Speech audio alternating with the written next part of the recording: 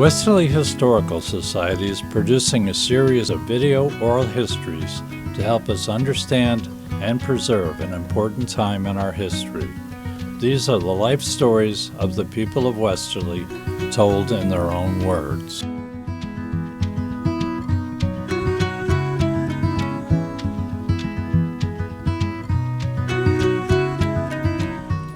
My name is Betty Cugini. I was brought up in Ashaway. I was born in Westerly at the Anderson Hospital. It had just opened. I was the only one in the family that was born in a hospital. All the others were born at home. Where was the Anderson Hospital? On the Watch Hill Road. They say what goes around comes around, because now I live on the Watch Hill Road. I can look out my dining room window and see where I was born. Did you have brothers and sisters or your parents? I did. I had a brother who was 6 years older than I, or I guess maybe he'd be 7 years older than I, and my sister was 6 years older than I. And today is her birthday? And today is her birthday. And who were they? She would have been 100. Yes, she would have. Yes. Yes, and who were they? They were Byron Champlin Jr., and my mother was Helen Dady from Stortington. She went to Stortington High School. And briefly, your mother and father, what did they do in Ashaway? In those days, when you had children, you could not teach school. So she was a stay-at-home mother until, I guess I was maybe in 6th or 7th grade when our home burned down, and she went back to teaching. She taught algebra, which I was very poor at. She taught middle school, they would call it today. But then she became the principal of Hope Valley School. And when I was about to leave the Ashaway School, she came as principal there. She did not want to be principal. Well, she had to put up with me. She had to do that at home. And what about your father? What did he do? Now, believe it or not, he had a service station down on, right across from the Johnny Cake Center. And he had inherited land in Ashaway because my grandfather ran the livery stables here in Westerly behind the furniture company. And he decided to move up there during the Depression, so they built a home up there. Actually, he built a service station with an apartment over the top. He serviced motors. They used to pull them out and redo them and all those things. And as I say, we lived above the service station. And he had a lot of famous people who came through. Oh, yes. Like Tarzan Brown? Oh, yes. Tarzan used to be there a lot. Tarzan used to come and visit and have his gas.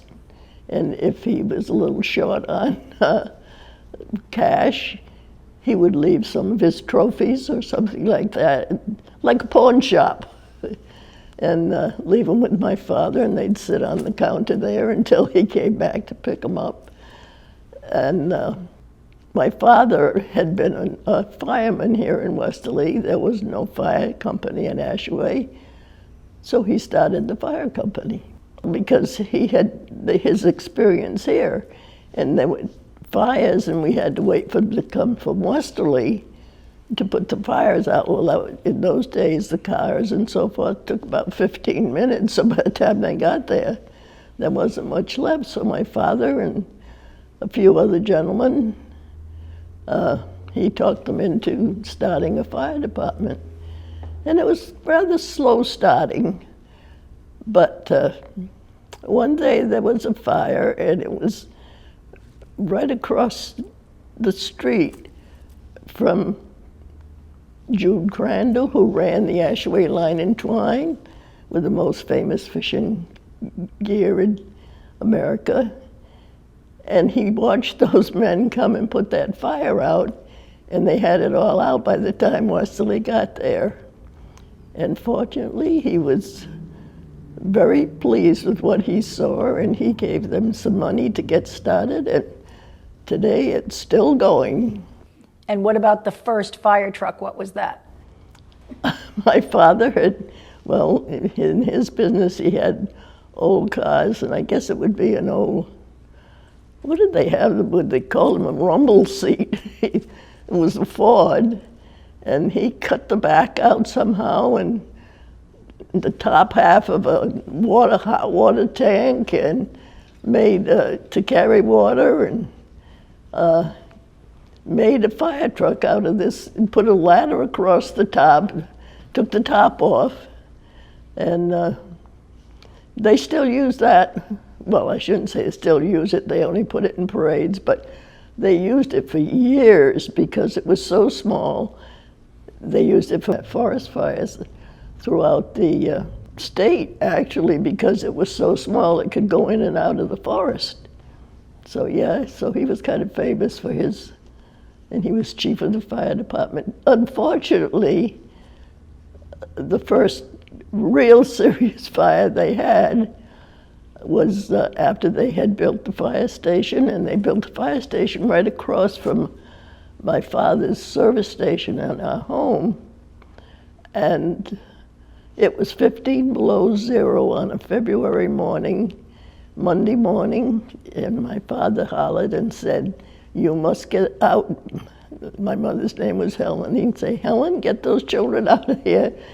And we left the house, and they sat and watched it burn, because when they put the water on, the water that came out of the hose froze right in the air, and there was nothing they could do. So we lost my home and my father's business.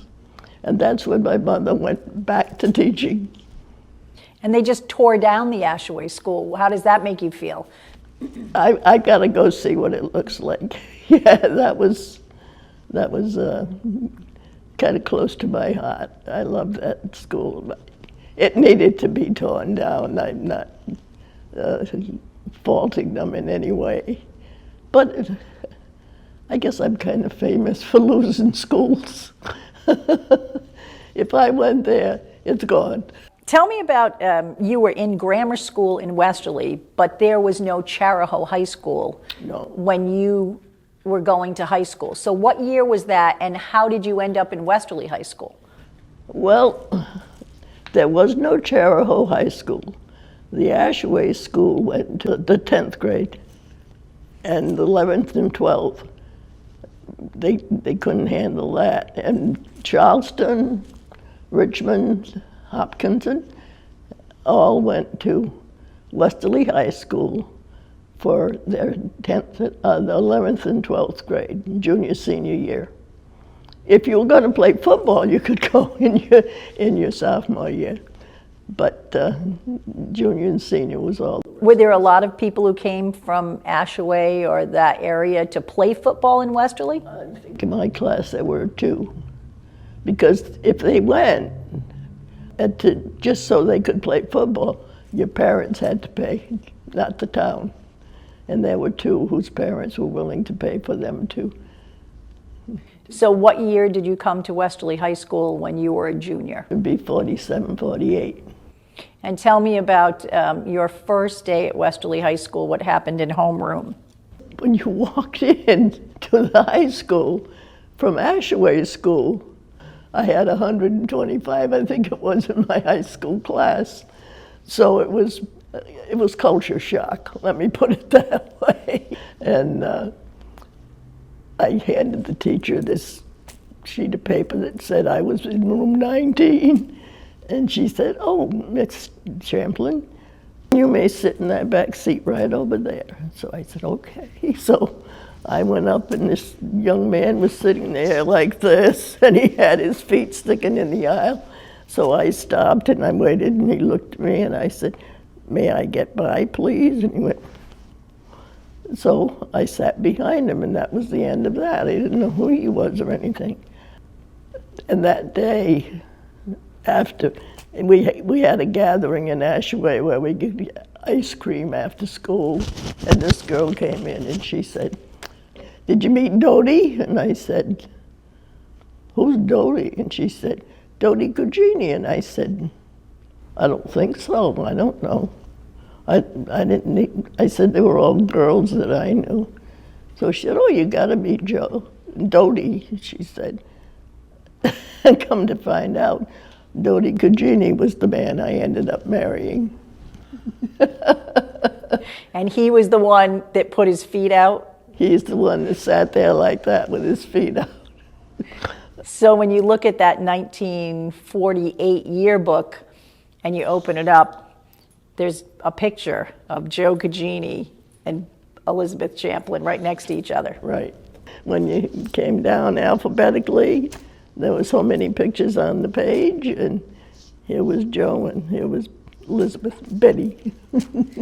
But there was somebody who told him to look for you too, right? Yes, Peter Grills, who was the boy, one of the boys who went to play football. And he was there ahead of time, a year ahead of us. And he used to tell Dodie, oh, I know just the girl for you. Don't bother with that girl, because I've got a girl that you'll really like. So he always claimed he introduced us. I don't know that he did, but I always said, I sound like a Hallmark movie. That's a great story. But one of the things that was lucky for you was that you knew some of the Westerly girls. Why? Because of Girl Scouts. And I'm still a Girl Scout today, because Girl Scouting is a great, great organization. We've survived for 112 years. And you have fun and you think it's great things. And of course, in those days, girls didn't do sports and all, so Girl Scouts was about it. So we had lots of fun. And we went to camp in the summer. And I went in Scouts in Ashaway, but we were affiliated with Westerly also. And I went to Camp Juanita. We had all the fun and all, but when that first day when we walked into high school and everybody's saying, wow, what is this like? I looked around and every class I went into had a friend that I had made in Girl Scouts. And I think Girl Scouts is one of those organizations that survived because you had great fun, you thought everything was so much fun, and you met all the challenges and everything. But the older you get, the more you appreciate what it did for you. And that's why I'm still going. I'm trying to pay back to them what they did for me. So you're 94 years old. I am. So you've been a Girl Scout for how many years? Well, in those days, once you went to high school, you didn't have scouting anymore.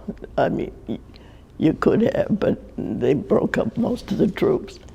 So I didn't go back into Girl Scouts until you were a Brownie. And I'm not sure which year that was, Betty Jo. I was going to ask you one day. Probably 1968, maybe? So since 68. So between 48 and 68, I was not active, not registered. So I re-registered again in 68. And a lot of people still know you through scouting, because what did you do in Westerly with scouting later on? Just about anything you could.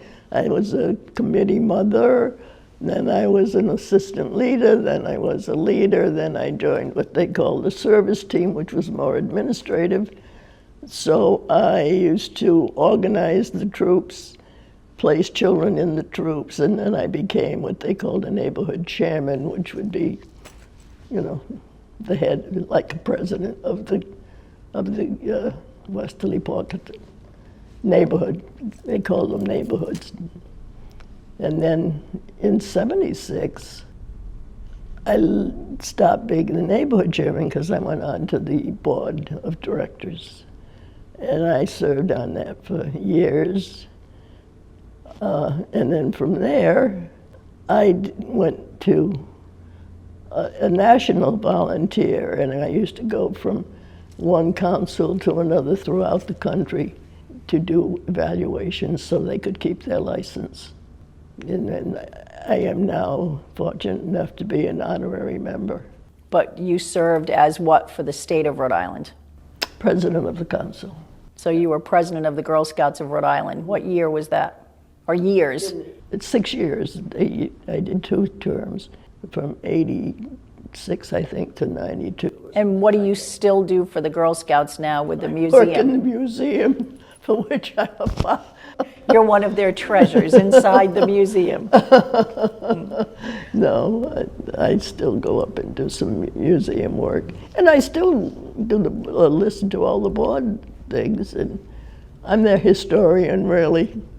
But at 94 years old, you've lived through so many different things, including COVID, and that's when you learned to use the iPad and Zoom.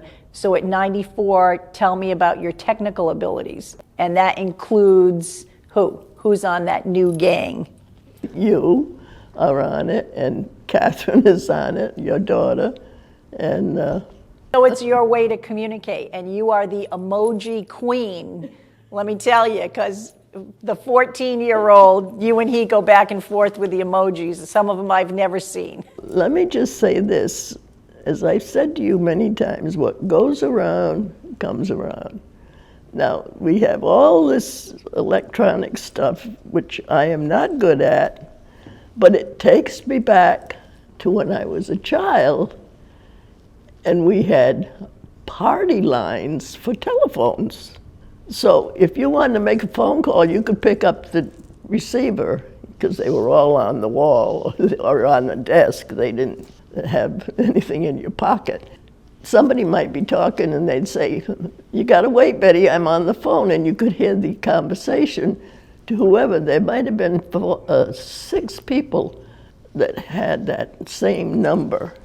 So if one of those 6 families was using the phone, you had to wait for that family to finish their conversation. Then when they hung up, you could make your call. But that's how all this has grown. So I was Martin, I had the party line. Tell me about, you went to the University of Rhode Island. I did. Any Westerly people there when you were there? Were you friends? yes, yeah. Half of Westerly went. Dr. LePere was there when, he was still there when I started. You know, Westerly was famous for its jitterbugging and all. He and I used to get out whenever they had a gathering with music, and at the fraternity parties and house parties and things like that. And we'd have a good time dancing. Lo and behold, he ended up delivering you and delivering your brother. So it's a small world. You took dance in Westerly? Oh yes, for 9 years. I would thought originally I wanted to be a rockette. But in those days, unless you had family to live with in New York, young ladies did not go to New York, and that was the only place that my teacher could sanction my going to learn how to teach dancing, because I really did enjoy dancing. But I did mostly tap. I didn't do much ballet or anything like that. Who else took dance with you that is a famous person now? But Ruth Budsey was one of the dancers, yes. I used to, when she had the end of the year recital, I'd see Ruth Budsey and all, yeah. But what about being a school teacher in Westerly? When did you start that? I started that in 1952. I went to teach in kindergarten. In those days, kindergarten was only a half a day.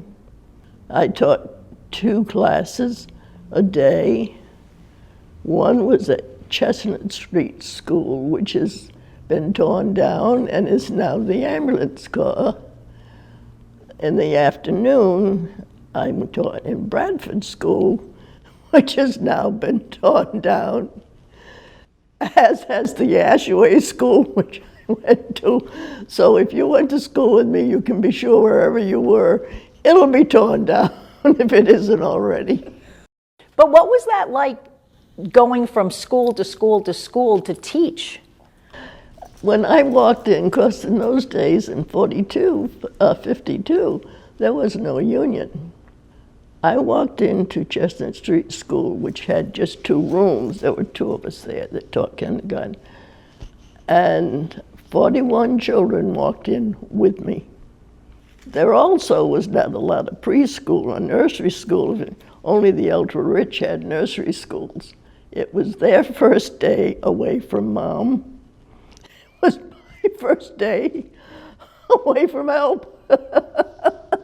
And I had 41 children in that morning, and we made it through the morning, and I said, you know, we all have to say goodbye to Mommy for just a little bit because we're going to spend some time playing some games and things. We had lots and lots of tears, including my own, which they couldn't see. But I said a lot of prayers that day. And in the afternoon, I went to school at Bradford and walked another 40 kids. So I had 81 children a day. And when June came, I had 80. I really only lost one, and then she moved away. And we had a lot of fun, and they taught me more than I had learned through high school, college, you name it. They taught it. They taught it to me, and I loved every minute of it. And so you taught at Chestnut Street and Bradford. What other school?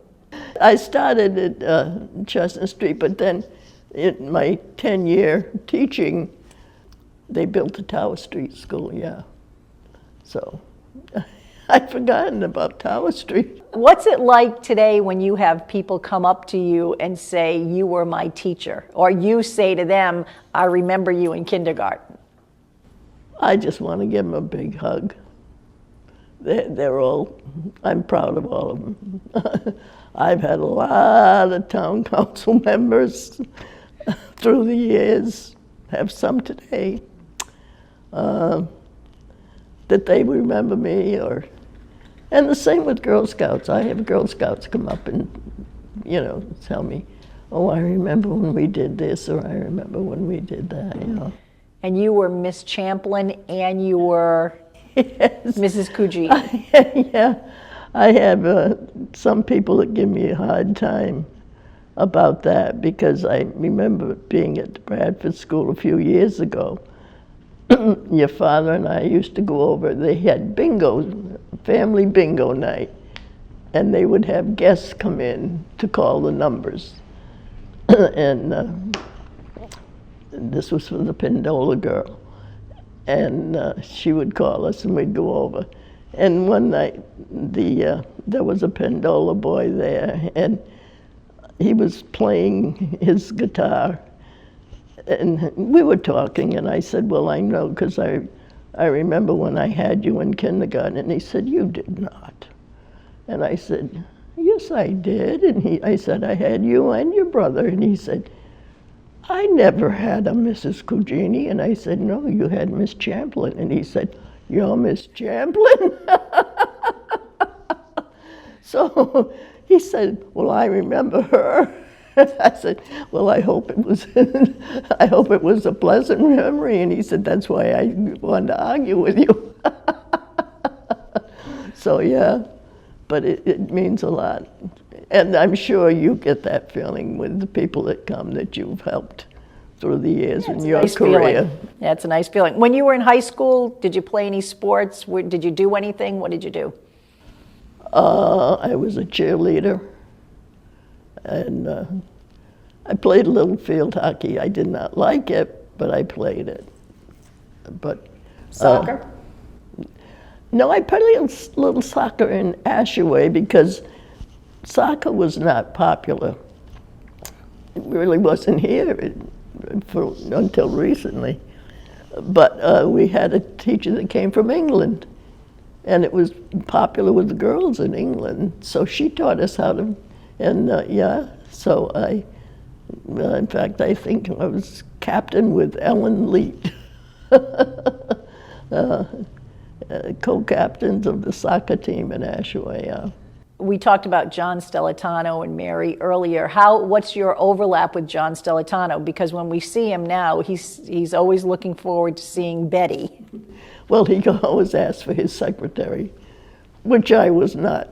I was the treasurer, because when we had a teachers association, as I say, we didn't have unions, but we had a teachers association. And he was president of the association, and I was the treasurer. And so we used to have executive meetings, and we'd go pick out the places where we were going to have our banquets and things like that. So that was my affiliation with John through the years that I taught, yeah. When you mentioned earlier about your father had inherited what was the livery down on Main Street, I think it was, in Westerly, and then moved it and made it a service station up in Ashaway. But he had brothers himself, and he was in Westerly. Yeah. And then you had an uncle who owned property in Mesquamaket. You were 8 years old when the hurricane of '38 happened. What do you remember about that here in Westerly? As far as Westerly is concerned, I have big memories of it in Ashaway, because that was the gathering place. And you know, we didn't wait for the town or the state to come and clean up the roads. The men all came and they bought their saws and tools and things like that. I don't know if they had any electrical saws, but they cleaned the roads because they had to get through. And I had an uncle who had a little hot dog stand in Charleston. And when the hurricane came, fortunately, neither my uncle or aunt were in Charleston at the time, because it was after Labor Day, so they had closed. They were still staying there, but they had closed the stand. And I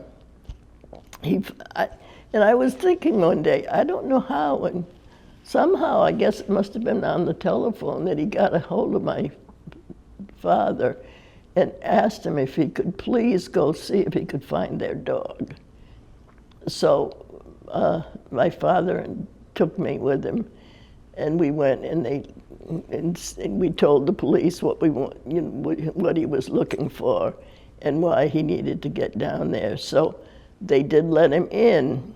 Now, everything from Mesquamaket to Charleston and all, when that wave came, that tidal wave came, picked up all those buildings and animals and people and everything, and they all landed on Route 1, down in the fields that are now owned by the Land Trust. And I remember as a little girl walking those fields with him. And of course there were several people who were looking for their relatives or their animals or something from their homes that they could take. And you'd hear somebody scream, and they'd found a body or something. We never did find the dog, but we found the dog's leash and collar, and then realized that we would not be able to. But I will never forget looking for, it seemed like miles of nothing but wood and trash. When you see these earthquakes, and when you see what's left with the bombings, that's what it looked like, looking down those fields. So you're talking about Shore Road, basically. Shore Road, yeah. And down that way. Right. And of course, they always call out by Sandy Point and all that, they always call that the kitchen. Well, the reason they call it the kitchen is all those houses and everything that were built down on Sandy Point and all, that's where all their appliances ended up. That was all washed toward Studington. In fact, a lot of that stuff, I think, ended up in the fields across the street from us. on the Watch Hill Road. Yeah, it was a very frightening time. It was a frightening time. And then you saw them rebuild. So the high school used to be downtown. What did downtown look like? What's your earliest memory of downtown Westerly? I'm trying to think of what's there now, Betty Jo. It was called the Terminal Lunch for years, which is not a very pleasant thought when you say terminal. But it was actually called the Terminal Lunch because it was a bus terminal. Because we used to have real schedules for buses to Providence. That's how my mother and I, you'd go shopping in the city. You put on your hat and your gloves and everything, and went shopping in the city because you took the bus from Westerly to Providence. But anyway, friends of my mother and father's, the Knights, ran the terminal lunch. And they invited us to come down because, again, there's apartments over that building. And it's right across from the train station. And there was going to be a big parade. And it had to be that it was the WPA or something like that the president had developed to get us out of the Depression, actually. And they invited us to come and see it. And I remember sitting up there looking down, and they had big floats. And I couldn't tell you one thing that was on those floats, but it was the first time I had ever seen a parade with floats in it. It probably had workmen on them. I don't know what it was, but So some kind of a labor parade. it was a labor parade, yeah. Because we have a lot of WPA signs around town at Westerly because that's where a lot of people got their jobs and did their work, yeah. What about when the war was over and people would go downtown? What was that like? That would have been like today, and the town still looks like it did when they came down. And they kept anticipating on the radio that they were going to end the war and they were going to sign the proclamations and all, and it was going to happen. But you know, it's one of those kind of waiting for the hurricane. You didn't really know. And How did you hear about it? Did you listen to the radio? oh yeah, yeah. And every day we listened to the radio, and Because your brother was in the war. my brother got his call to go in the war because they had a draft at that time, and he wanted to go in the Navy, so he had signed up. But he got his mail, and he was to report the day our house burned down. So because of the fire, they had given him an extension for a month, I think it was. How did you hear that it ended? Oh, we all listened at 6 o'clock to see if it was on the news, and it was. So my sister said, oh, I got to get ready because I'm going to Westerly. So when the Turnbulls came to pick up my sister, I sat there, you know, like the sad little thing. I wanted to go too. So, of course, my mother and father said, well, come on, you can go with them. Which probably didn't please my sister, because as I said, she was 6 years older than I. So she was familiar with the people in Westerly because she was in high school. So we came, and you see people marching. In fact, I think of it because there's an ad on TV now for, I can't even think of the name of what they're advertising, something that people take for diabetes. And it shows them coming together and they sing a song about whatever it is they take. And you see the people coming and gathering. And at the end of the ad, it's a whole group marching along. And that's the way it was in Westerly. I think he dropped us off at the train station, and he said, okay, you'll be here at the train station at a certain time because you're going home. So I don't know if we had a couple of hours, But it was just crowds of people, everybody hugging, everybody kissing. Anybody that was in a uniform, we just thought was God on earth, you know. And you just marched, and they had music playing everywhere. Everybody who could play an instrument played. I don't know, but you just sang the songs that they were playing, and you went arm in arm, and you walked from the train station to Washington Trust, and you turned around and you walked back with the same group, singing the songs that they were playing. And that's really all it was, but everybody, and all the fire trucks came out, and they would ring the bells, and they couldn't get on the street, of course, but they had them all out along the way. The church bells were ringing, the church doors were open, people were going in and out. And it was just a night, a gala. I don't know how else to put it. Did people have American flags, or?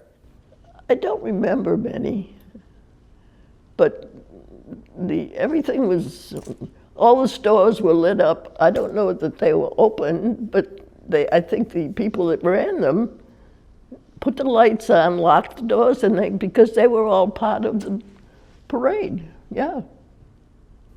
What about downtown for you growing up? What was that like? Did you hang out there? In high school, they did, yeah.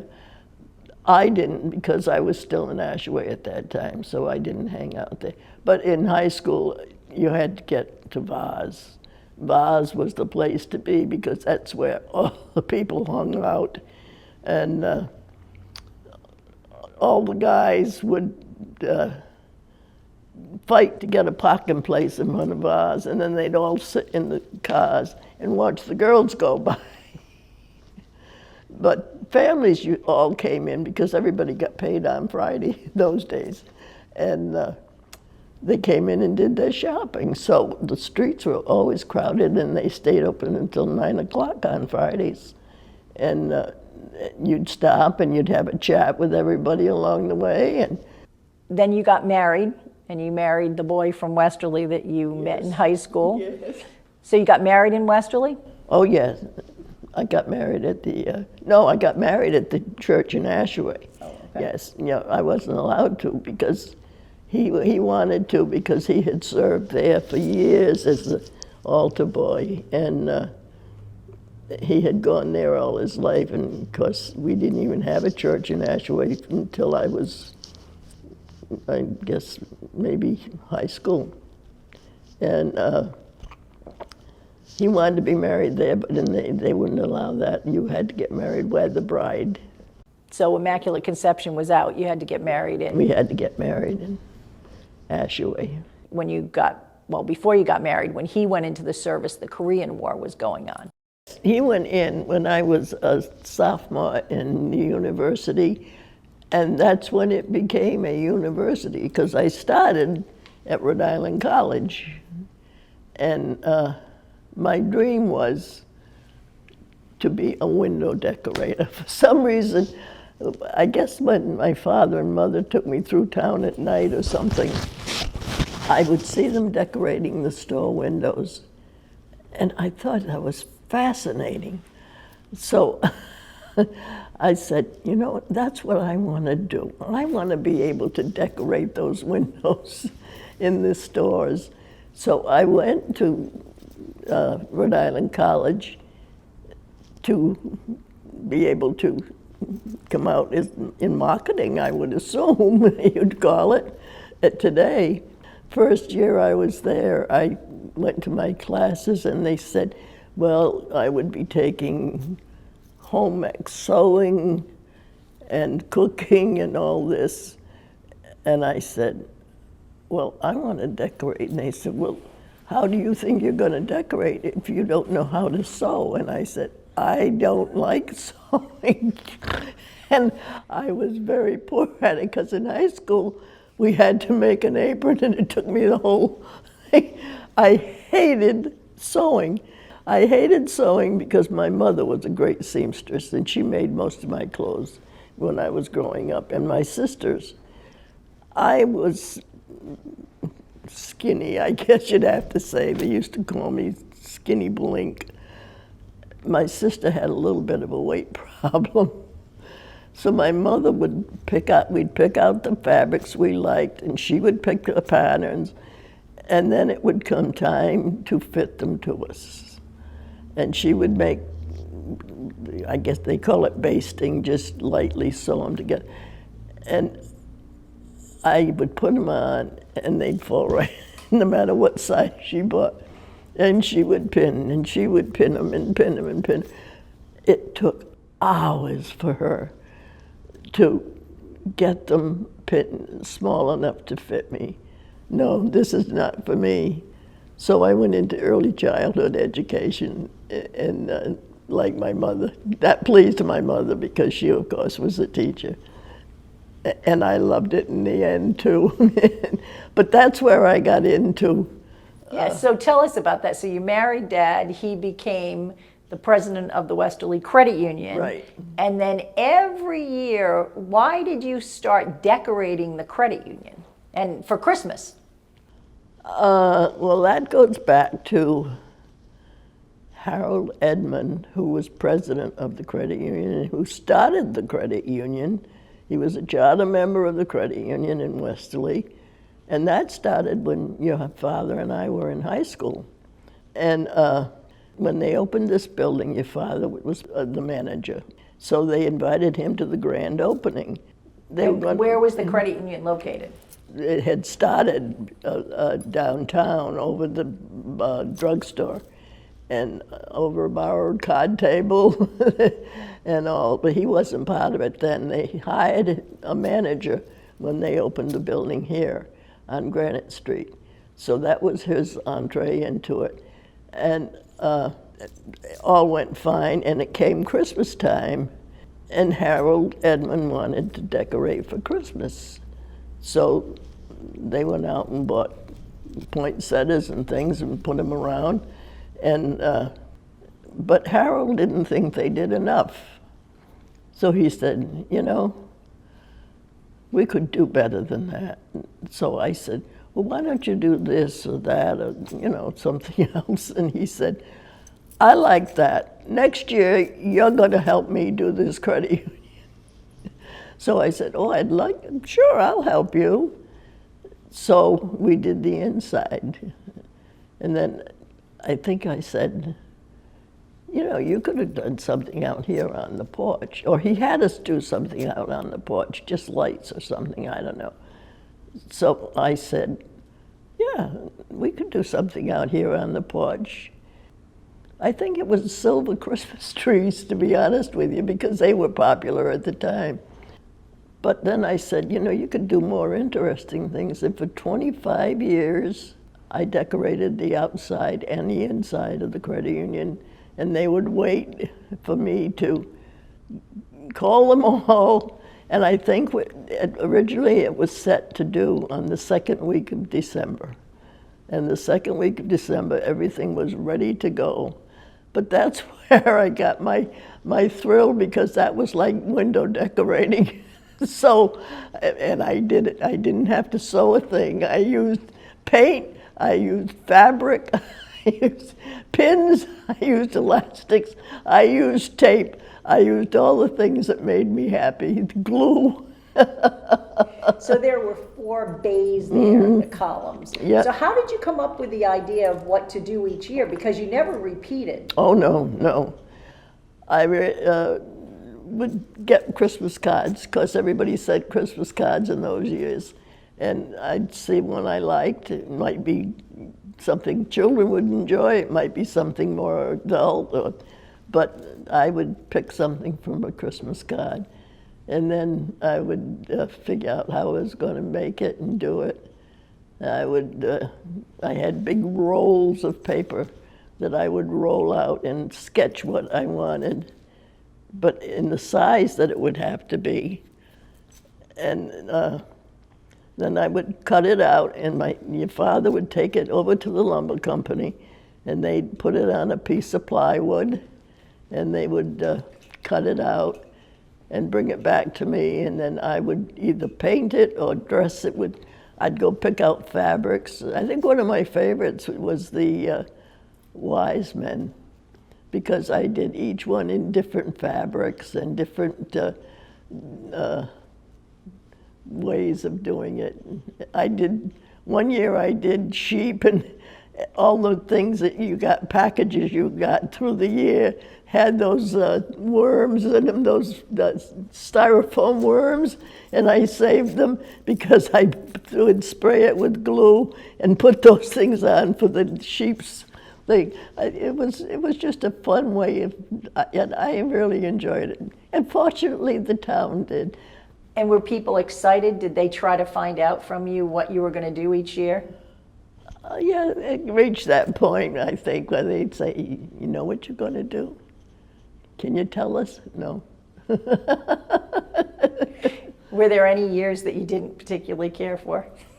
Well, the year Kennedy was shot, we had to change. And we just did stained glass windows. And actually that was, you could buy rolls of that, I think you still can, of stained glass thing. So we just made like church windows and had those out there. And that was a kind of a change. And then in 1966, I guess it was, we moved into Watch Hill in November 30th. So I didn't have a lot of time to do anything. And I made doves of peace, and they were not very pretty.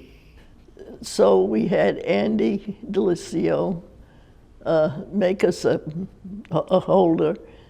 And for many years, we had a poinsettia Christmas tree against the wall. You mentioned President Kennedy being shot. You've been alive for a lot of world events. The end of World War II, presidents being assassinated. What sticks out in your mind of things that you've witnessed in 94 years? Well, of course, the hurricane, the end of the war. Gosh, that's a good question, Betty Jo. I'm trying to think as I go along. I mean, you saw men on the moon? Yes, I saw men on the moon. And I was thinking of you the other day because with what's going on in the country now, they keep bringing up Nixon. And you were only 12 years old.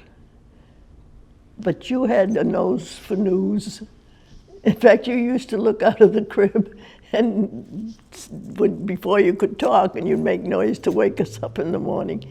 And your father would always call you John Cameron Swayze, because that's who we listened to every night at 6 o'clock was John Cameron Swayze with the news. I swear he put that in your mind when you were in the crib. But I remember you because you had a little red radio. Tape recorder. Where you put a tape recorder in. Well, it was a radio too. No, not that one. It was just a tape recorder, Panasonic. Yeah, you got it for Christmas. Maybe it was a radio too, yeah. I thought it was, but anyway, you said, the president's going to resign tonight. And I said, yes, and you went in your room and you got a tape and you put it in there and and I don't know whatever happened to that. I think I still have it.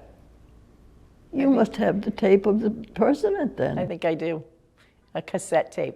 I'll have to look, but I think I do. Oh my gosh. Yeah. Oh, I wonder if you do. I'll have to look. Yeah, because I was thinking, what on earth? I don't have much because when we lost everything in the fire, you know, everyone always says, where is your Girl Scout uniform? And I said, it burned up. And where are your dance costumes? And I cried more about losing all my dance costumes than I did about losing everything to wear. So is there something really significant that really made a mark on you that you never forgot? I mean, I remember you at night ironing out on the porch during the summer because the conventions would be on, the presidential conventions, and I would beg to come out and watch Yes. just for a little while because back then there was no X and Twitter and all those things. So you didn't know what was going to happen. You had to watch, right? But Each Betty state would Jo, vote. that's when they first started televising them. Right. And I remember you coming in one night because I think you were maybe working on Summer Beach. Yeah, could have been. But anyway, you kids always went down to the village at night. And you came in and you said, "What are you watching?" And I said, "You should sit and watch this." And I was hooked. Yeah, you were hooked. And I was, because I loved history. I loved watching. And you did testimonials for a lot of people in town? Yes. What were those? What did those entail? Well, I don't know. There was a television show called This Is Your Life. And they surprised someone, and they went through the whole life. And as they went through the story of this person's life, the people that they talked about would come on and surprise the people. And by the time they ended, the whole studio was filled with family from this person's life. And I would write the testimonials. And your father would always, he was one of the big Toastmasters in town. He did all the police retirements. When Jimmy Galuscio, of course, was one of the police chiefs, we did his, when he got the job of being, because he was one of our classmates. And we had a testimonial for him. But I can't even name the pieces of equipment it took, because today, with the electronics, it'd be so easy. But he would read the script, and I'd sit at the table, because it was always a banquet, and there was a big piece, Betty Jo. A projector. An overhead projector. I think that's what it was. I guess that's what you called it. And then I would take that and put whatever he was talking about in the script. I would have to try to find pictures that would go with it. It took a long time. So you spent hours in the Westerly Sun? Oh, at the Westerly Sun. The library? There was a photographer in town that worked with my sister. He was employed by the Westerly Hospital, but photography was his thing. So if I wanted something special, he would help me with the photos. And I'd slide them in and put it up so that when he was reading a certain paragraph, this picture would show, and then I'd have to pull it out in the next paragraph, put the next one in. So it was quite a project by the time we got it all taken care of. And then I remember,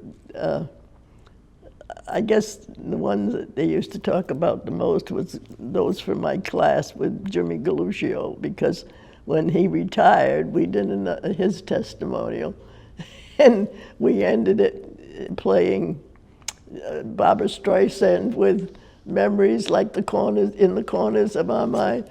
And of course, there were so many classmates there for his testimonial, and that was a popular song at the time. So they said, "Wow, how did you do that in time?"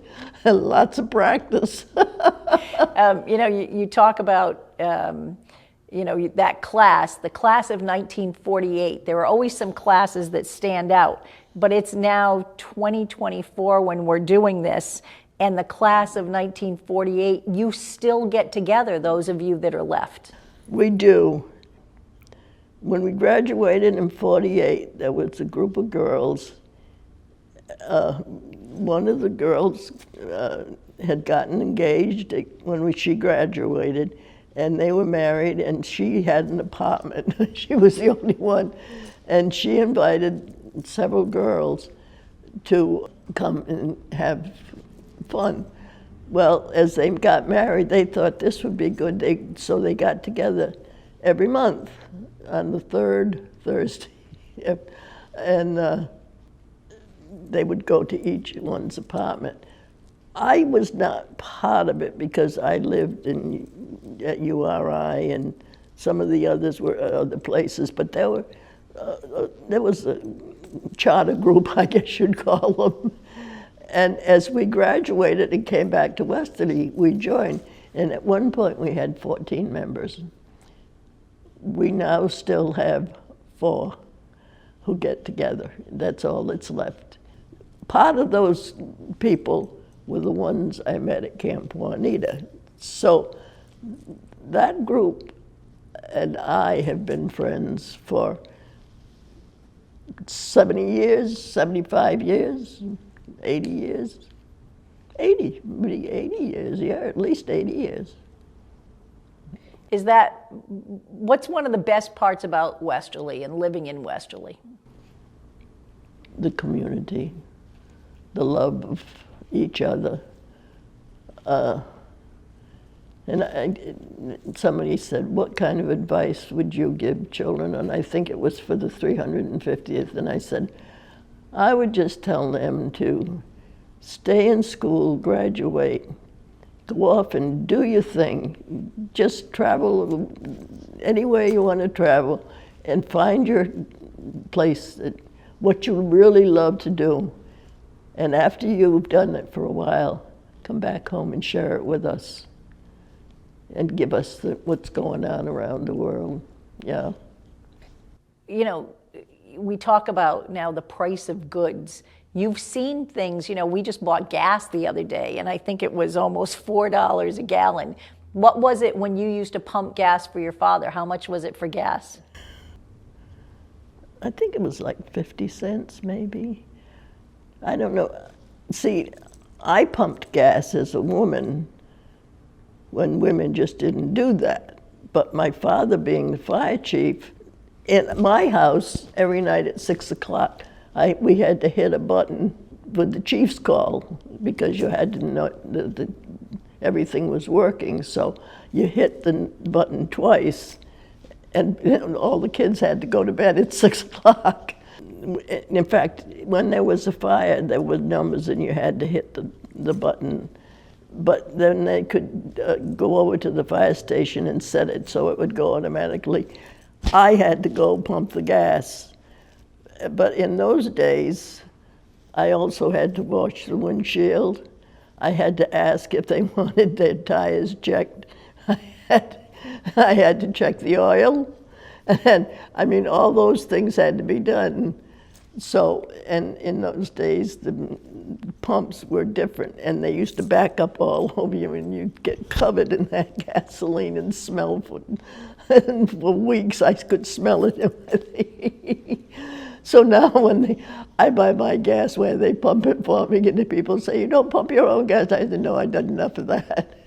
I did it when no one else, the females did it. Yeah, Ronnie Gardner, he was in your class? Yeah, well, no, he was a year behind us, I believe. Yeah. So were there musicians? What was Westerly's music scene like? Yeah, there was always musicians, yeah. We always had a choir from the high school that had performed and things like that, yeah. Music has always played a big role in Westerly. We had piano teachers that were by the dozens, actually, yeah. And there was Mr. Smalley, who used to teach piano by ear. And I always wanted to get music, because I could never read music.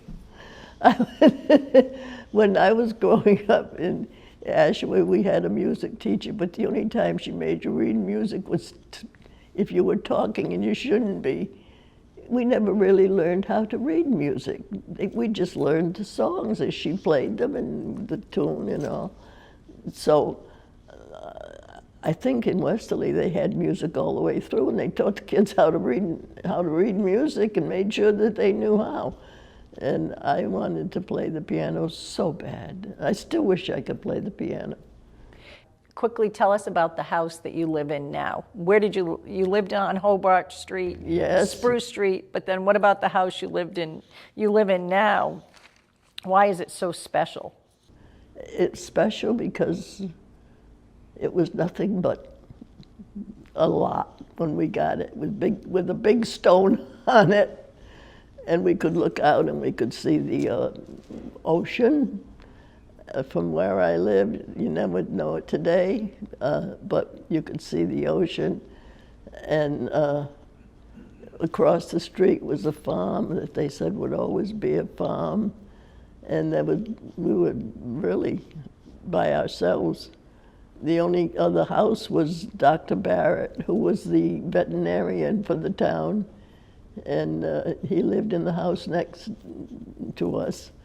And we were the first ones to build on that hill. And Dr. Barrett would bring the horses over from the track Oh, sometimes. yes, yes. Because he was the veterinarian Oh, up yeah. at the track. Yeah, he was. And my father-in-law built all the walls. He built the fireplace. He did the stonework on the front. It's very dear to our hearts because he was in his 80s when we were building that house. And I remember the chimney, and your father said, "You're not going to do the chimney." And I said, "No, you're not going up on that roof." So he found a mason who worked with him that would go up on the roof to do it. But he had a question one day, and he wanted me to ask my father-in-law. So I said, "I don't even know where he's working. I have to find out where he's working because he won't have any phone or anything." So I found out where he was working, and I drove to Stonington, and I found him, and the man came out, and I said, "I'm looking for Mr. Cugini." I said, "I need to speak with him." And he said, "Oh," well, he said, "You'll have to get him." And I said, "Where is he?" And he said, "He's up on the roof." He was doing the chimney for a man in Stonington that we wouldn't let him do without, and that was a 2-story house. So yeah, the house is dear because of his work. And I remember driving around for stone, and he'd find, your father spent a lot of time taking him around because the farmers would sell their stone walls. And many of them had been built by the Native Americans. So, in fact, I think the one in our house probably was built by the Native Americans. And he would buy them because the farmers didn't want them. And he would take such care in how he got them. So they would bring them over at night for the stone wall. But he'd say, "Now leave those, don't you touch them," because he wanted the moss on them, because that was for the age. And he told you more about stones than I ever knew. You know more about them than I did. I sat in the back seat with him for many an hour. Yeah, so. Yeah. And you have a son? I have a son, yes. He's the general manager of the Fisher Island Club. Yeah. David Cugini. Yes, and you have 3 grandchildren. I have 3 grandchildren. I have Christopher, who is a professional fireman on the Cape. I have Catherine, who is an embed, as they call them, for right now. I think she's in North Carolina trying to handle a Trump rally for NBC. I have a daughter who does documentaries for the public television, and she works at the University of Rhode Island as a supervisor of new media. I'm very lucky. And I have Finley, who is 14 and who is right now trying out football for his middle school. Last year of middle school, I guess. He was hoping that when he gets to high school, he'll be on the football team. So I'm a lucky lady.